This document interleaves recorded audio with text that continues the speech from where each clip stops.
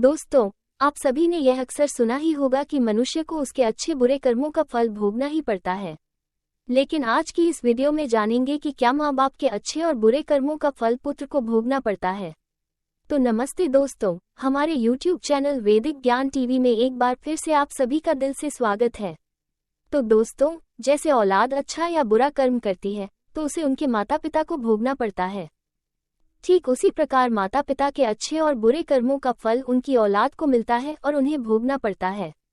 तो दोस्तों, आज की वीडियो बहुत ही महत्वपूर्ण और ज्ञानवर्धक होने वाली है, तो कृपया वीडियो में अंत तक जरूर बने रहे। तो चलिए कहानी को शुरू करते हैं। एक समय की बात है, एक महान तपस्वी अपने आश्रम में रहता था। एक दिन उसकी पत्नी ने पूछा, स्वामी, क्या माता पिता के अच्छे और बुरे कर्मों का फल उनकी संतान को भोगना पड़ता है?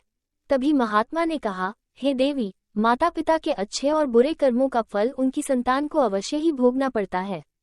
आज मैं आपको एक प्राचीन कथा सुनाता हूँ, जिसे सुनने के बाद आपको पता चल जाएगा कि कैसे माता पिता के अच्छे और बुरे कर्मों का फल उनकी औलाद को मिलता है और उन्हें भोगना पड़ता है। फिर महात्मा ने कथा को सुनाना आरंभ करते हैं और कहते हैं, हे देवी, प्राचीन समय की बात है, एक गांव में एक गरीब आदमी रहता था। वो बहुत ही गरीब था, किसी तरह से मेहनत मजदूरी करके अपने घर का पालन पोषण करता था। उसे मजदूरी में दिन भर काम करने के बाद 50 मिलते थे, उसमें से वो 25 रुपये रोजाना दान करता था और 25 रुपये में अपने परिवार का पालन पोषण करता था।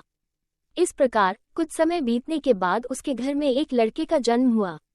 उस गरीब आदमी के परिवार में अब कुल 3 सदस्य हो गए, दोनों पति पत्नी और एक लड़का। अब धीरे धीरे उनके पालन पोषण में उस आदमी को समस्या होने लगी, क्योंकि इधर दिन प्रतिदिन महंगाई बढ़ती जा रही थी। फिर महात्मा ने कहा, हे देवी, एक दिन की बात है, उस आदमी के लड़के ने अपने पिता से पूछा, पिताजी, आप रोजाना 50 कमाते हैं, जिसमें से आप 25 रुपये रोज दान कर देते हैं, और 25 रुपये में हम अपना गुजारा कैसे कर पाएंगे? उस आदमी को चुपचाप देखकर उसकी पत्नी ने कहा, बेटा, ऐसी कोई बात नहीं है। तुम्हारे पिताजी रोज 50 कमाते हैं और 25 रुपये दान कर देते हैं। ये तुम्हारे लिए ही दान करते हैं, दूसरों के लिए नहीं। लेकिन वो लड़का इस बात को नहीं समझ पाया, क्योंकि वो लड़का बहुत ही छोटा सा था। महात्मा ने कहा, हे देवी, इसी तरह से कुछ समय बीतता गया और उस गरीब आदमी का लड़का धीरे धीरे बड़ा होने लगा और उस लड़के की उम्र 7 वर्ष की हो गई। इधर एक दिन वो आदमी काम करके शाम के समय वापस अपने घर लौट रहा था। तभी रास्ते में एक काला भैंसा आया और आकर उस गरीब आदमी को मारने लगा। उस भैंसे के मारने की वजह से उस आदमी की वहीं पर मृत्यु हो गई। जब उस आदमी की पत्नी और उसके लड़के को पिता की मृत्यु की खबर मिली तो उनको बड़ा दुख हुआ। फिर एक दिन उस गरीब आदमी के लड़के ने अपनी माँ से पूछा, माँ, हमारे पिताजी कहाँ चले गए हैं? उस गरीब आदमी की पत्नी ने कहा, बेटा, तुम्हारे पिताजी हम सबको छोड़कर यमपुरी में यमराज के पास चले गए हैं। तब बेटे ने कहा, जब पिताजी थे तो रोजाना 50 कमाते थे और 25 रुपये की बचत करते थे। हमारा पालन पोषण उसी 25 रुपये में करते और बाकी के 25 रुपये वो दान करते थे। अब हमारा पालन पोषण कैसे होगा? कैसे हमारा पेट भरेगा? फिर माँ ने अपने बेटे से कहा, बेटा, जिस घर में गरीबी होती है उसका कोई सहायक नहीं होता है। उससे सभी दूर भागने लगते हैं, सिवाय भगवान के, क्योंकि वही गरीबों के सहायक होते हैं। फिर बेटे ने अपनी माँ से कहा, माँ, ऐसा मत सोचो, मैं यमराज के पास जाऊंगा और अपने पिताजी को वापस लेकर आऊंगा। हमारी गरीबी देखकर यमराज को हमारे ऊपर अवश्य दया आ जाएगी और वह हमारे पिताजी को मेरे साथ अवश्य भेज देंगे। फिर महात्मा ने कहा, हे देवी, उस छोटे से बच्चे की बात पर उसकी माँ ने ध्यान नहीं दिया। फिर एक दिन की बात है, उस गरीब आदमी की पत्नी अपने लड़के को घर पर अकेला छोड़कर गाँव में काम करने के लिए चली गई। और उधर जो उसका लड़का था, उसने मन में सोचा कि मैं यमराज के पास जाता हूँ और अपने पिताजी को लेकर आता हूँ। ऐसा सोचकर वो लड़का अपने पिताजी को लाने के लिए अपने घर से चल देता है। उस लड़के को चलते चलते काफी समय बीत गया। फिर उसे थकान का अनुभव हुआ और वो एक बहुत ही विशाल आम के पेड़ को देखकर उसकी छाया में जाकर बैठ गया। तभी उस आम के पेड़ ने मनुष्य की आवाज में कहा, बेटा, तुम कौन हो और कहाँ जा रहे हो? मेरी छाया में आज तक तुम्हारे जैसा कोमल बालक नहीं आया है। फिर उस लड़के ने कहा, मैं एक गरीब आदमी का बेटा हूँ और अपने पिताजी को लाने के लिए यमराज के पास जा रहा हूँ। उस आम के पेड़ ने जब उसकी यह बात सुनी तो उसने कहा, बेटा, तुम मेरे लिए भी यमराज से एक प्रश्न पूछ कर आना कि मैं कई वर्षों से यहाँ पर लगा हुआ हूँ, लेकिन मेरा एक भी पत्ता जमीन पर नीचे नहीं गिरता है और न ही मेरी डालियाँ सूखती हैं। मैं कितने वर्षों तक और यहाँ पर खड़ा रहूंगा? मैंने अपने पूर्व जन्म में ऐसा कौन सा पाप किया था जिस कारण से मुझे इस योनि से मुक्ति नहीं मिल पा रही है? इसका कौन सा कारण है? तब उस लड़के ने कहा, ठीक है, मैं यमराज से तुम्हारा ये प्रश्न जरूर पूछ कर आऊंगा। महात्मा ने कहा, हे देवी। इतना कहकर वो लड़का वहां से आगे जाता है और चलते चलते रास्ते में उसे एक इच्छाधारी सर्प मिला। उस सर्प को देखकर वो लड़का डर के मारे कांपने लगा और वहां से भागने ही वाला था। तभी वो सर्प मनुष्य की आवाज में बोलने लगा, बेटा, तुम मुझसे डरो मत। मुझे इतना बताओ कि तुम कौन हो और कहाँ जा रहे हो। वो लड़का उस सर्प के पास गया और हाथ जोड़कर कहने लगा, हे नागराज, मैं गरीब आदमी का बेटा हूँ और मैं यमराज के पास अपने पिताजी को लाने के लिए जा रहा हूँ। उस सर्प ने कहा, बेटा, तुम यमराज से मेरा एक प्रश्न पूछ कर आना। मैं कई वर्षों से यहाँ पर पड़ा हुआ हूँ, मुझसे अब चला भी नहीं जाता। मेरे शरीर में इतनी भी जान नहीं है कि मैं थोड़ा सा भी चल फिर सकूं। मैंने अपने पूर्व जन्म में ऐसा कौन सा पाप किया था जिस कारण से मुझे इस योनि से मुक्ति नहीं मिल पा रही है? इसका कौन सा कारण है? तब उस लड़के ने कहा, ठीक है, मैं यमराज से तुम्हारा ये प्रश्न पूछकर जरूर आऊंगा। महात्मा ने कहा, हे देवी। इतना कहकर वो लड़का आगे चलने लगा। फिर चलते चलते रास्ते में उसे एक किसान मिला। किसान ने कहा, बेटा, तुम कौन हो, कहाँ जा रहे हो? देखने में तो तुम बड़े ही सुकुमार और कोमल लग रहे हो। फिर उस लड़के ने कहा, मैं एक गरीब आदमी का बेटा हूँ और मैं यमराज के पास अपने पिताजी को लाने के लिए जा रहा हूँ। फिर उस किसान ने कहा, तुम यमराज से मेरा एक प्रश्न पूछ कर आना। मैं चलते हुए राहगीरों की प्यास बुझाने के लिए कई सालों से यहाँ पर एक बावड़ी खुदवा रहा हूँ, लेकिन इसमें पानी अभी तक नहीं निकला है। मैंने अपने पूर्व जन्म में ऐसा कौन सा पाप किया था जिस कारण से इस बावड़ी में अभी तक पानी नहीं निकला है? मैंने इसमें बहुत सारे पैसे भी खर्च कर दिए हैं, इसका क्या कारण है? उस लड़के ने कहा, ठीक है, मैं यमराज से तुम्हारा ये प्रश्न जरूर पूछ कर आऊंगा। महात्मा ने कहा, हे देवी। इतना कहकर वो लड़का वहां से आगे की ओर चलने लगा। चलते चलते रास्ते में उसे एक बहुत बड़ा तालाब मिला। फिर वो लड़का तालाब के किनारे पर गया और पानी पीने लगा। तभी उस तालाब से तैरती हुई एक बतख आई और कहने लगी, बेटा, तुम कौन हो और कहाँ जा रहे हो? तब उस लड़के ने कहा, मैं गरीब आदमी का बेटा हूँ और मैं यमराज के पास मेरे पिताजी को लाने के लिए जा रहा हूँ। महात्मा ने कहा, हे देवी। उस लड़के की बात सुनकर उस बतख ने कहा, बेटा, तुम यमराज से मेरा एक प्रश्न पूछ कर आना। कई वर्षों से मैं इस तालाब में भटक रही हूँ। मेरी 7 पीढ़ियां गुजर गई हैं, परंतु मैं अभी तक इसी तालाब में रह रही हूँ। मैंने अपने पूर्व जन्म में ऐसा कौन सा पाप किया था जिसके कारण मुझे इस योनि से मुक्ति नहीं मिल पा रही है? इसका क्या कारण है? तब उस लड़के ने कहा, ठीक है, मैं यमराज से तुम्हारा ये प्रश्न जरूर पूछ कर आऊंगा। इतना कहकर वो लड़का वहां से आगे की तरफ बढ़ने लगा। चलते चलते तालाब के दूसरे किनारे पर पहुंच गया। दूसरे किनारे पर जब वो पहुंचा तो उसने देखा कि एक मरा हुआ बगुला वहां पर पड़ा हुआ था। जब वो लड़का उस मरे हुए बगुले को लंघ कर जाने लगा तो वो मरा हुआ बगुला कहने लगा, बेटा, तुम कौन हो और कहाँ जा रहे हो? उस लड़के ने उसकी आवाज सुनकर कहा, मैं एक गरीब आदमी का लड़का हूँ और मैं यमराज के पास अपने पिताजी को लाने के लिए जा रहा हूँ। उस बगुले ने कहा, तुम यमराज से मेरा एक प्रश्न पूछ कर आना कि मेरा शरीर कई वर्षों से इस तालाब के किनारे पर ही पड़ा हुआ है।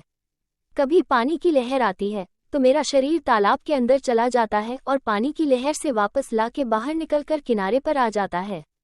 ना तो मेरा शरीर गलता है और ना ही सड़ता है। इतने सालों से जैसे का तैसा ही है। मैंने अपने पूर्व जन्म में ऐसा कौन सा पाप किया था जिसके कारण मुझे इस शरीर से मुक्ति नहीं मिल पा रही है और इसका क्या कारण है? उस लड़के ने कहा, ठीक है, मैं यमराज से तुम्हारा ये प्रश्न जरूर पूछ कर आऊंगा। महात्मा ने कहा, हे देवी। इतना कहकर वो लड़का वहां से चलने लगा और वहां से चलते चलते यमपुरी में पहुंच गया। वहां पहुंचकर यमराज को प्रणाम किया और हाथ जोड़कर कहने लगा, हे यमराज, मेरे पिताजी कहाँ पर है? जब मेरे पिताजी घर पर थे तो वो रोजाना 50 रुपये कमाते थे, जिसमें से 25 रुपये तो दान कर देते थे और बाकी में हम लोगों का पालन पोषण करते थे। लेकिन अब मेरे पिताजी घर पर नहीं है तो मैं और मेरी माँ भूखे मर रहे हैं। आप उन्हें जल्दी से मेरे साथ हमारे घर पर भेज दीजिए। महात्मा ने कहा, हे देवी। फिर यमराज ने उस लड़के की बात सुनकर कहा, ठीक है, मैं तुम्हारे पिताजी को घर पर भेज दूंगा। पहले तुम यहाँ पर बैठो। यमराज ने उस लड़के को अपने पास में बिठाया और उसको भोजन कराया। भोजन कराने के बाद पूछा, तुम्हें और क्या चाहिए? फिर उस लड़के को रास्ते में जो मिले थे उनके प्रश्न यमराज से पूछे। यमराज ने उन सभी के प्रश्नों का उत्तर दिया और कहा, बेटा, तुम जाते समय उन सबको उनके उत्तर बताते जाओ। फिर यमराज ने कहा, बेटा तुम अपने घर पर जाओ, तुम्हारी माँ तुम्हारा इंतजार कर रही है। तुम्हारे पिताजी तुम्हारे घर पर पहुंच जाएंगे।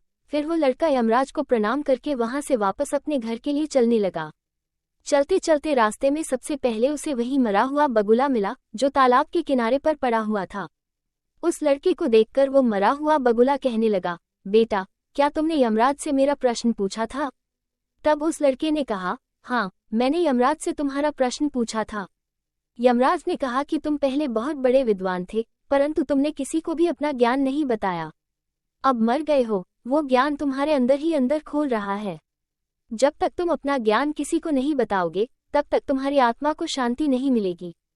महात्मा ने कहा, हे देवी। फिर उस मरे हुए बगुले ने कहा कि बेटा अब ऐसी हालत में मेरे पास ज्ञान लेने के लिए कौन आएगा, तुम मेरा ज्ञान ले लो।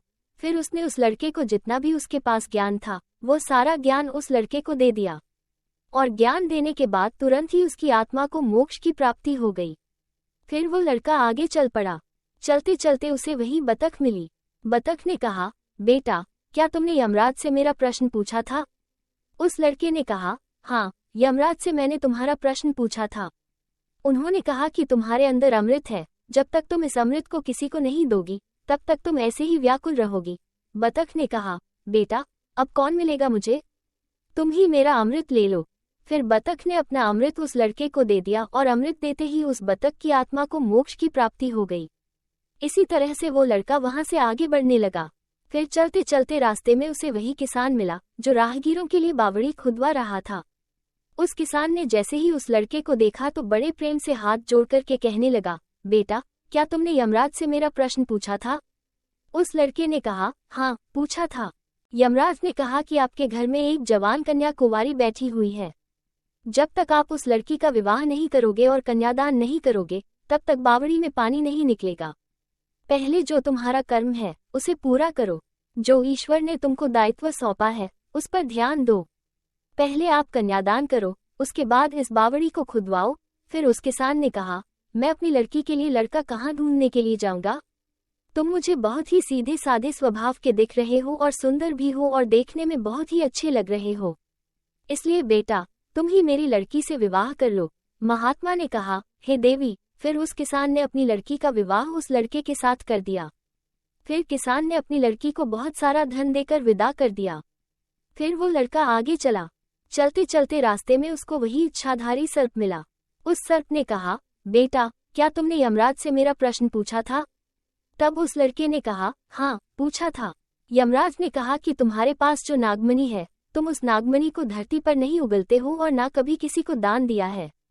जब तक तुम इस नागमणि का दान नहीं करोगे तब तक तुम्हारा शरीर ऐसे ही बना रहेगा।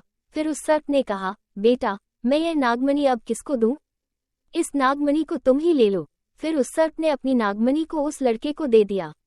नागमणि को देते ही उस सर्प की आत्मा को मोक्ष की प्राप्ति हो गई।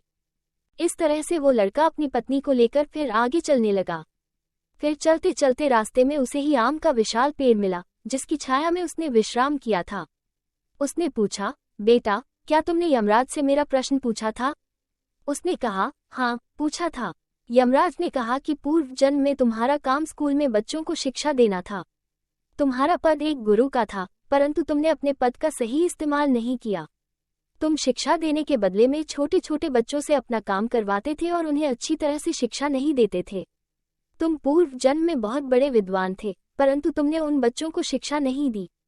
उन्हीं बच्चों के श्राप के कारण तुम हिलडुल नहीं सकते। तुम्हारे अंदर जो ज्ञान भरा हुआ है उसे किसी को दे दो, इसके बाद में तुम्हें मोक्ष की प्राप्ति होगी। महात्मा ने कहा, हे देवी। उस लड़के की बात सुनकर उस आम के पेड़ ने कहा कि मैं ये ज्ञान किसे दूंगा, तुम ही ले लो। फिर उस आम के पेड़ ने उस लड़के को अपना जितना भी उसके पास ज्ञान था सब दे दिया। जैसे ही उस आम के पेड़ ने उस लड़के को अपना ज्ञान दिया तो उसकी भी आत्मा को शांति मिल गई और वो उस पेड़ की योनि से मुक्त हो गया। वो लड़का अपनी पत्नी के साथ चलते चलते अपने घर पहुंच गया। जब वो लड़का अपने घर पर पहुंचा तो उस लड़के की माँ उसको देखकर बड़ी खुश हुई और कहने लगी, बेटा तुम कहाँ पर चले गए थे और ये लड़की तुम्हारे साथ में कौन है? फिर उस लड़के ने जो भी उसके साथ घटनाएं घटी थी वो सब कुछ अपनी माँ को बता दिया। फिर महात्मा ने कहा, हे देवी, अब उस लड़के को ज्ञान हो चुका था कि उसके पिताजी वापस नहीं आ सकते हैं, अब उनकी मुक्ति हो चुकी है। उनके पिताजी ने जो दान धर्म किया था उसका फल उस लड़के को यमराज ने दे दिया। इस प्रकार से महात्मा ने अपनी पत्नी को बताया कि माता पिता के अच्छे और बुरे कर्मों का फल उनकी औलाद को कैसे प्राप्त होता है और पूर्व जन्म के कर्मों का फल व्यक्ति को कैसे मिलता है और उसके पिता द्वारा किए गए पाप और पुण्य कर्म भी उसके बच्चों को कैसे मिलते हैं। तो दोस्तों, आपने आज के इस वीडियो से क्या सीखा वो मुझे आप कमेंट बॉक्स में कमेंट करके बता सकते हैं। इसी के साथ में उम्मीद है कि आपको आज की वीडियो पसंद आई होगी। तो चलिए फिर मिलते हैं ऐसी एक और नई वीडियो में एक नए मैसेज के साथ। दोस्तों, जाने से पहले वीडियो को लाइक, सब्सक्राइब और शेयर करना न भूलें। अगली बार फिर मुलाकात होगी एक नई वीडियो के साथ। तब तक के लिए धन्यवाद और नमो बुद्धाय।